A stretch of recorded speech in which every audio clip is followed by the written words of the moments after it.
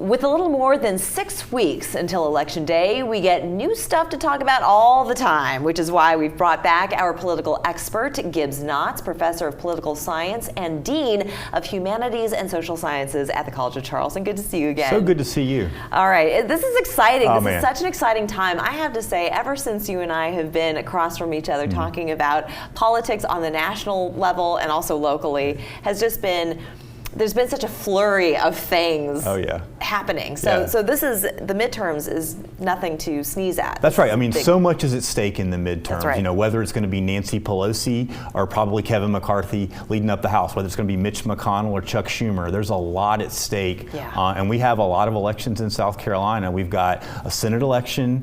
We've got all the House seats up, and we've also got the governor's race. So it's I love the South Carolina primary, as you know, on the presidential level. But aside from that, it's a really exciting time. It certainly is. Now, we just spoke to Jordan Pace, who's running for District 117 against Crystal Matthews. So I got to ask you, as the political expert, does she have a prayer, first of all, running against Tim Scott in the senator race, or keeping her seat right now, which represents Berkeley County? So the Senate election is the long shot of all long shots. Tim Scott is extremely popular. I think he's got something like 25 million cash on hand. At least. And maybe Crystal Matthews has something like 30,000 cash on hand. So just the amount of money, the ability for Tim Scott to get on the air, to have a modern, sophisticated campaign, that would be a long shot for anybody in South Carolina running against Tim Scott.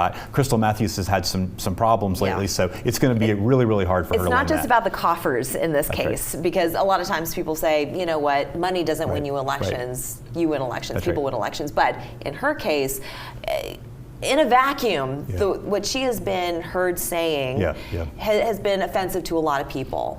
So that can't possibly help her. Yeah, there's a group, Project Veritas, who goes around, and they're a right-leaning group. They go around recording people and catching them in conversations. But she's not disputed completely what is said. That the conversations took place. I think she's challenged them a little bit on the editing. And so you've got to be, as a politician with the phones and all the recording devices, you've got to constantly be worried about that. And if you're saying bad things about your constituents, that's really not going to put you in a good position at all. And so a number of folks have called for her to drop out of the race, and so that certainly makes her vulnerable. Incumbents, on the state legislative side, she's the incumbent. Incumbents typically win, but she is facing this storm right now, and so it's going to be certainly somebody who's vulnerable in this particular cycle. In fact, you can catch our interview with her. It's on our YouTube channel, but we had spoken to her. She was in the studio just a couple of days before those prison phone calls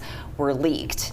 We have since asked her if she would like to come back, which she has an open invitation. She has not yet responded, so we'll see if that happens. But we did have Jordan Pace here just a moment ago, and he believes in running a civil campaign and speaking to his constituents. Doesn't have any experience, but really holding an office himself. But we'll see. It's hard enough to run for one contest, much less you're running for two. So we're allowed to do that in South Carolina. You're running for U.S. Senate and for the state legislature. It's a little weird, but it'll be another exciting thing to see what happens on election day. Exactly. And among those who have called for Crystal Matthews to resign from her Democratic Party, Joe Cunningham running against Henry McMaster. Those campaign ads, boy. Yeah. Well, Frat Boy Joe. Frat Boy Joe is the classic of all classics. So, in case you haven't seen this, Henry McMaster kind of launched this Frat Boy Joe campaign ad, and it showed Joe cracking open a beer in Congress, showed him blowing an air horn, said that he liked to smoke pot or was pro marijuana, and it was funny because it was up for about a day, and then they took it down. Interesting. And then the Cunningham people put it on their website and added at the end, "This message is sponsored by Joe Cunningham." And so the Cunningham people kind of made it their own